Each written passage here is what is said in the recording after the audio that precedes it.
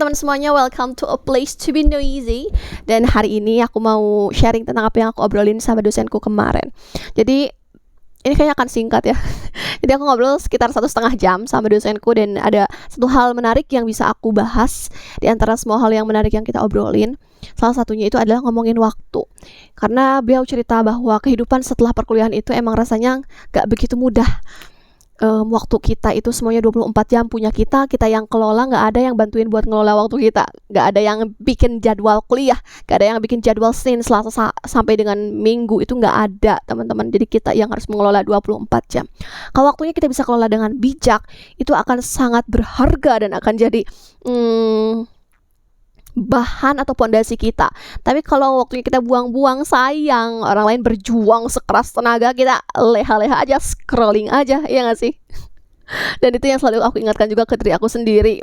Kalau lagi down, jangan terlalu lama lah ngepuk-puk rasa dan emosi kita itu, tapi kita lihat kenapanya, perbaiki jawaban dari kenapa tadi.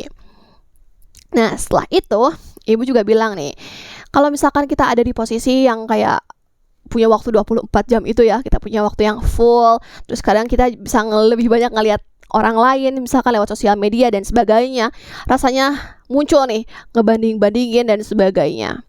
Si A misalkan yang dulunya bareng sama kita tiba-tiba jadi apa dan sebagainya. Kita kayak ngerasa kecil banget, atau kita malah di posisi yang kita punya hal yang bisa kita banggain juga sebenarnya, tapi karena kita terlalu ngelihat orang lain dan fokus terhadap apa yang orang lain capai, kita jadi lupa buat bersyukur dan malah lebih banyak merendahkan diri kita sendiri. Padahal kalau kita lihat dari POV orang ketiga misalkan, atau kita lihat dari POV yang ya orang yang diantaranya lah, mereka ngelihat kayak si ini enak, si ini juga enak, gak ada yang salah dengan keduanya. Harusnya mereka bisa mensyukuri kehidupannya masing-masing dan berjuang lagi kalau pengen lebih melambung tinggi lagi. Gitu. Jadi semua orang kan melalui masa di mana mereka ngebandingin diri sendiri dengan orang lain. Tapi yang jadi perbedaannya adalah gimana kamu memberikan reaksi terhadap hal tersebut. Ngelihat orang lain ngebandingin jadiin motivasi, bukan ngeliat orang lain ngebandingin ngerasa sakit kok aku nggak kayak gitu, terus akhirnya kita jadi ngepuk-puk emosi kita, jadi kita tenggelam lebih lama down lebih lama lagi. Dan kapan kita mau lebih daripada mereka, kapan kita mau setara sama mereka kan, kalau cuman kayak gitu doang. Terus yang selanjutnya, ibu juga bilang nanti kamu akan di posisi yang dimana setelah melalui hal-hal tersebut, kamu akan di posisi yang kayak ternyata udah menghilang semua rasa membandingkan diri terhadap orang lain itu, hilang. Yang penting ibu bilang katanya usaha.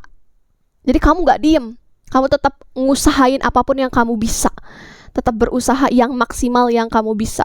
Supaya apa? Supaya nanti ketemu antara kesempatan kita, keberuntungan kita, dan hal yang mampu kita raihnya.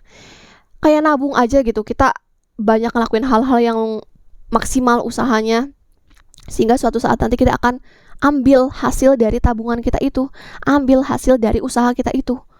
Kalau misalkan kita ya cuman diem doang, memperbesar kemungkinan keajaiban datang ke kita itu kan lebih kecil ya. Kalau kita cuman ya udahlah leha-leha doang, nggak mau usaha. Tapi kalau kita udah usaha luar biasa, misalkan ngelamar ke A, B, C, D, E, dan F misalkan, terus kita misalkan ditolak dulu, gak bisa, kamu gak memenuhi dulu misalkan, terus tiba-tiba tahun depannya, mana tahu kan tiba-tiba kayaknya ini cocok di posisi A, ini cocok di posisi B, panggil aja dia. Mungkin banget ada kemungkinan itu dibanding kita gak sama sekali nyoba gitu. Dan obrolan tentang semua orang punya posisinya, semua orang punya waktunya masing-masing, semua orang punya jalannya masing-masing, benar. Cuman kalau kamu diem doang dan cuma merhatiin orang lain di jalan kamu di belakang sana dan gak ikut maju barengan, cuman di jalan yang berbeda, kayaknya itu akan jadi hal yang salah deh. Kayaknya bukan gitu deh harusnya. Jadi kita punya perbedaan dengan orang lain dari hal A, B, C, E, D, dan F-nya. Tapi kalau kita tetap ngusahain, rasanya kita sama-sama jalan, cuman petnya yang beda, cuman jalurnya aja yang beda. Yang dicapainya ya sama, gitu-gitu aja. Pokoknya gitu deh guys, aku juga bingung. Pokoknya intinya ibu bilang gitu, bahwa waktu tuh reflektif. Aku udah ngantuk banget guys. Waktu itu reflektif, ibu bilang gitu.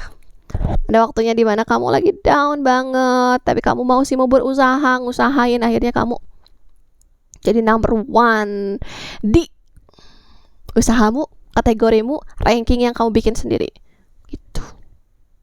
Oh, ada yang menarik lagi sih, biar agak panjang ya videonya. Kemarin kita kan ngobrolin juga tentang ada beberapa mahasiswa yang sedikit terlambat di dalam pengerjaan skripsi gitu. Dan selidik demi selidik didapatkanlah satu kesimpulan sih yang anak-anak tarik tuh, kayak karena A bu dosen pembimbingnya, karena B bu dosen pembimbingnya sulit gitu.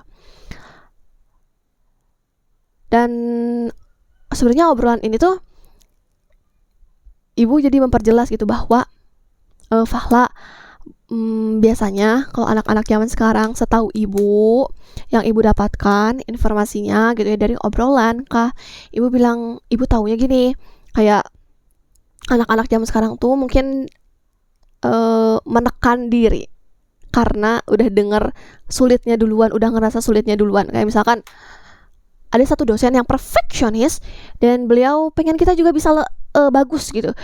Kita bisa ngikutin dengan sesuai kriteria beliau bagusnya segimana. Tapi karena kita terlalu ngelihat banyak orang sih kayak, oh si ini mah kok sama dosennya santai-santai aja, biasa aja gitu, kayak selarasnya dan seumumnya aja, kok ini rankingnya kayak harus naik satu tangga lagi, dan rasanya kita nggak kuat gitu. Dan baru dikasih instruksi aja udah ngerasa gak kuat, udah down, udah ngerasa gak bisa, belum dicoba.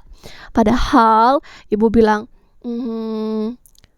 ketika nyoba ke dosen tersebut udah mengusahakan dulu, kita kasih tahu nih faktanya kayak gini ibu, nggak bisa, sulit dan sebagainya, akan diberikan keringanan, akan dikasih saran yang lebih lanjut lagi gitu. Jadi kalau lagi masanya skripsian gitu guys, kalau dapat dosen yang misalkan dirasa melelahkan gitu, usahakan dulu apa aja yang kamu bisa lakukan saat itu. Nanti datang lagi dengan hasil, jangan datang dengan tangan kosong. Sama kayak obrolan kita kemarin ngomongin nyicil dulu aja supaya ada yang bisa dikasihin, ada yang bisa diliatin ke dosen kamu. Dan hasilnya akhirnya tahu deh mana yang harus di revisi, mana yang tidak, mana yang sudah bagus, mana yang belum gitu. Gitu deh hari ini ya, nama juga A Place to Be Noisy ya, tempat aku berisik dan ya ngomong aja lah gak jelas ya ping kayak gini. Semoga ada manfaatnya teman-teman yang nonton sampai akhir. So bye bye, have a nice day, selamat liburan, happy weekend.